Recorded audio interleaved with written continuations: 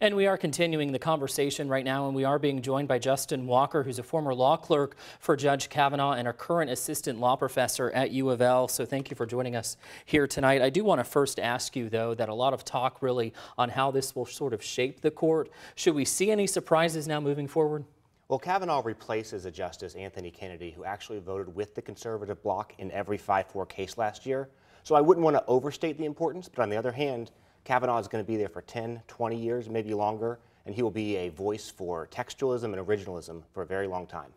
I also want to ask you, I know that there was some talk really about the legitimacy of the court. Is that really in question now moving forward? Because there was some talk about that before the vote today. I really don't think so. I think that the Senate created a pretty outrageous process, and I think that Congress might be able to break the confirmation process, but Congress can't break the Supreme Court.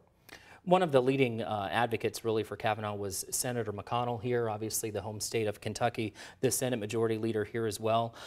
Does that put more of an emphasis really or role on him, or is there a spotlight now on him in terms of the power that he had during this? Well, if you think about it, Robert, think of the Garland nomination, think of the Gorsuch nomination, the Kavanaugh nomination. There was only one person at the center of all three nominations. That was Mitch McConnell. And so they won't have to build a statue for him. If you want to see Mitch McConnell's monument, just look at the current makeup of the Supreme Court and the makeup that it will likely have for 10 or 20 years.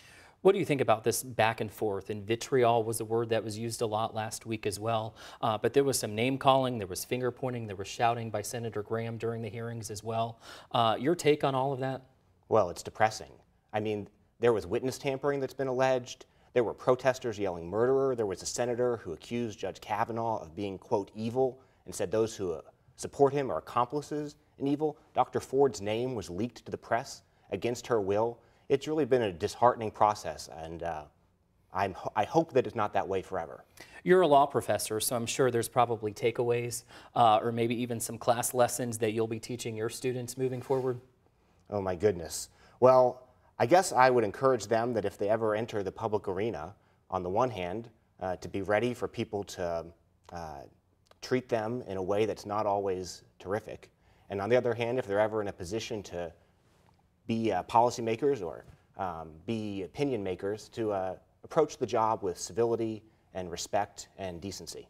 And my last question here, we are a month away from the midterms. How do you think this plays out? Hurts, helps Democrats, Republicans? You know, I'm cautious about making political predictions because I'm not a political analyst, and then I'm also cautious about making predictions because I just turn out to be wrong so often. Yeah.